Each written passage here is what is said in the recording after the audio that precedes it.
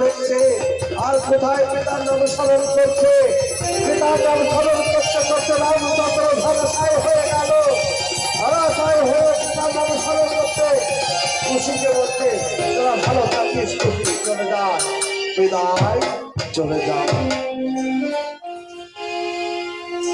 খুশি বলছে দাদা আমরা এই যুদ্ধ জয়ী হয়েছি। লব বলছে চল চল চল চল মায়ের কাছে চল, বেলা আর নেই। বলছে দাদা দাঁড়াও যাবো।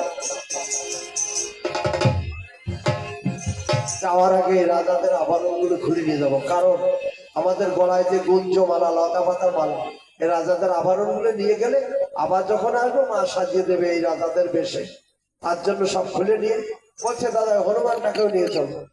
নিয়ে মায়ের কাছে গিয়ে বলছে বাবা মা, ও মা এই তো আমরা এসেছি, আয় আয় সব খুশি, তোরা কতক্ষণ গিয়েছিস এখনো এলি না?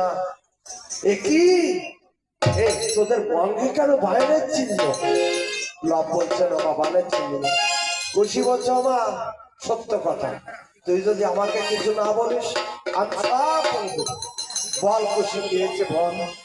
বলছে মা অযোধ্যা রাজা রামের অশ্ব আমরা ধরেছিলাম, উৎস হয়ে এসেছিলেন তিনি, আমার সৈন্য সহ চারি ভাইকে করিয়াছি সংহার মা।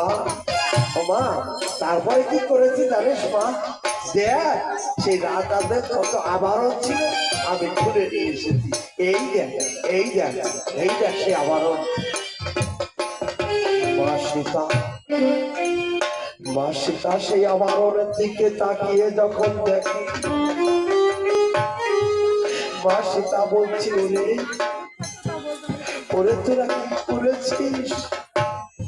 এ তো আমার প্রভুর গলার রক্ত হাত,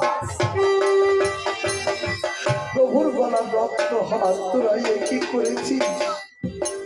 এ তো আমার প্রভুর মাথার চূড়া, তোরা তো পুত্র নয়, তোরা আমার শত্রু, তোরা আমার শত্রু।